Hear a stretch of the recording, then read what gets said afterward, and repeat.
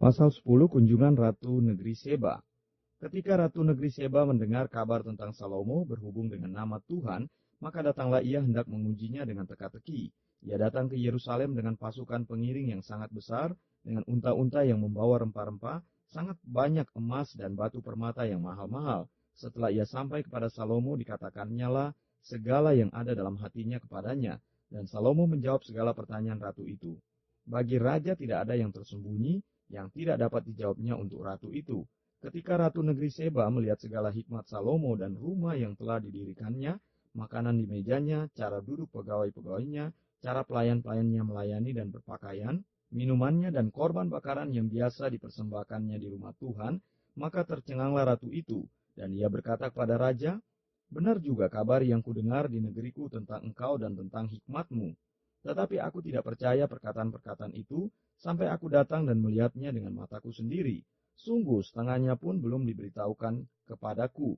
Dalam hal hikmat dan kemakmuran, engkau melebihi kabar yang kudengar. Berbahagialah para istrimu, berbahagialah para pegawaimu ini, yang selalu melayani engkau dan menyaksikan hikmatmu.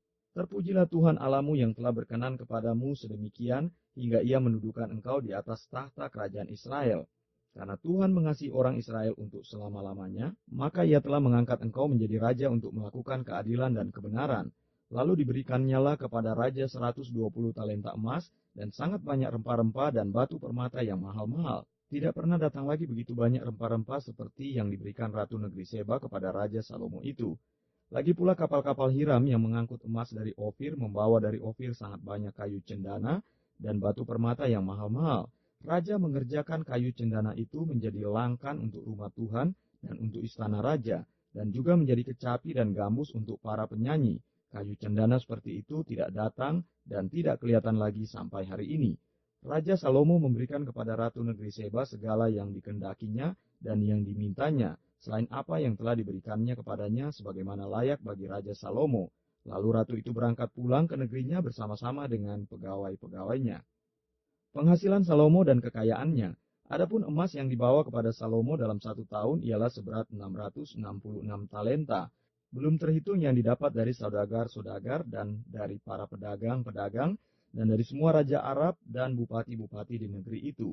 Raja Salomo membuat 200 perisai besar dari emas tempaan, 600 sikal emas dipakainya untuk setiap perisai besar. Ia membuat juga 300 perisai kecil dari emas tempaan, 3 mina emas dipakainya untuk setiap perisai kecil. Lalu raja menaruh semuanya itu di dalam gedung hutan Libanon.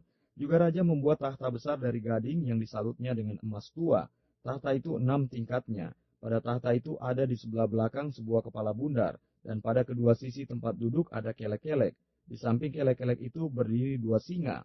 Sedang 12 singa berdiri di atas ke-6 tingkat itu sebelah menyebelah. Belum pernah diperbuat yang demikian bagi sesuatu kerajaan.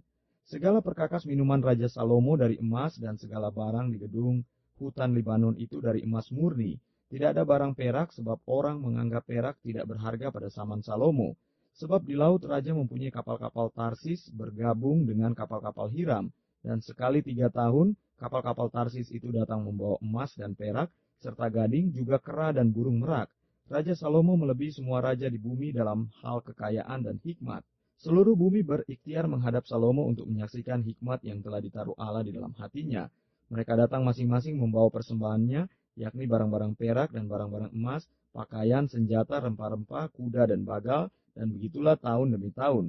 Salomo mengumpulkan juga kereta dan orang berkuda, sehingga ia mempunyai 1.400 kereta dan 12.000 orang berkuda, yang semuanya ditempatkan dalam kota-kota kereta dan dekat raja di Yerusalem.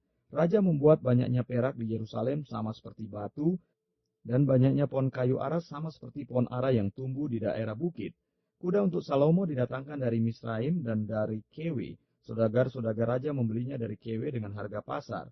Sebuah kereta yang didatangkan dari Misraim berharga sampai 600 sikal perak, dan seekor kuda sampai 150 sikal. Dan begitu juga melalui mereka, dikeluarkan semuanya itu kepada semua raja orang Het dan kepada raja-raja Aram.